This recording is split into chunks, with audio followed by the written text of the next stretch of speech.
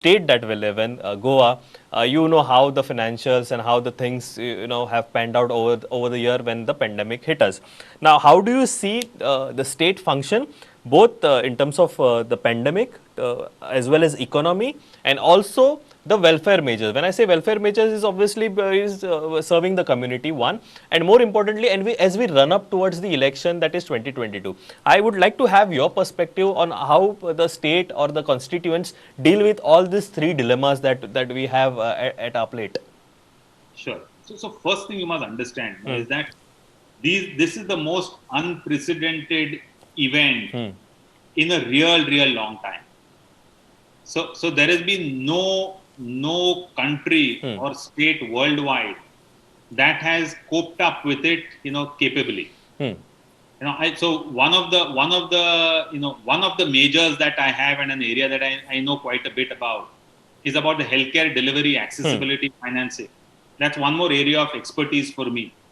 And from that, I can tell you is, the capacity that was built in and the capacity that was required for things like, let's say, testing, for vaccination, for ventilators, for medicines.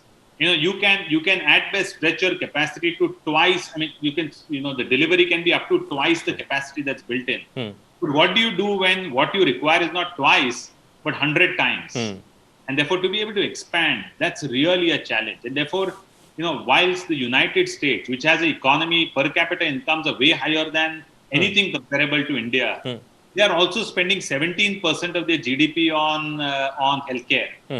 So they are not, they have a per capita income that is tens of times more than us.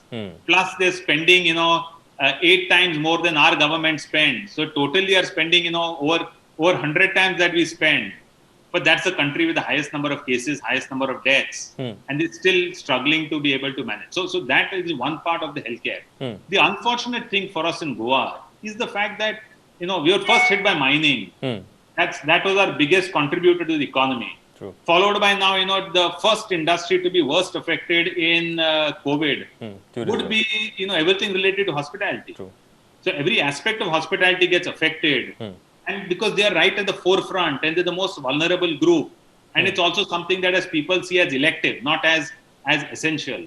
So where will the money come from? So, unless and until we have large enough economic activity, and I just hope that the central government can see that Goa needs mining to be restarted.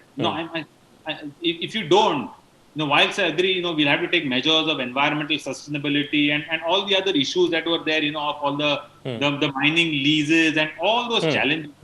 We have to overcome those challenges because if you find, the two major sources of income to the state, if they will continue to be affected, then I don't see any other way out. If we don't have the money, how are we going to be able to function? Basically, you need to understand the situation that we are in, that is pandemic, and the way economic things tussle that we have in between us. So I think we need to revive this industry. One is the one that we closed around in 2012, and the other one that has been hit, that is hospitality. That is most required for Goa to survive and overcome all these challenges, right? So if I may make one more point I want to make, is look, the state has to do something more in terms of infrastructure. When I say infrastructure, what I mean is, one is look at and hope that the government allows mining to restart. But for all the other industries that can possibly come, there are certain things that are not there. For example, telecom is going to drive business. When I say telecom, I mean internet bandwidth. True. The reliability of internet, the reliability of power, and the quality of internet and quality of power, quality of telecommunication.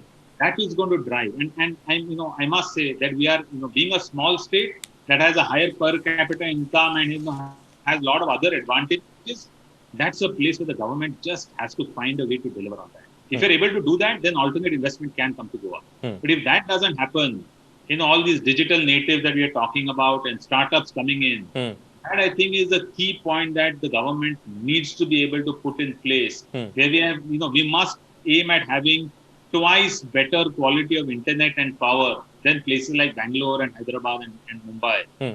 If that's something that we can do, then I think the revival is going to be much faster. We'll attract a lot more investment. That's what I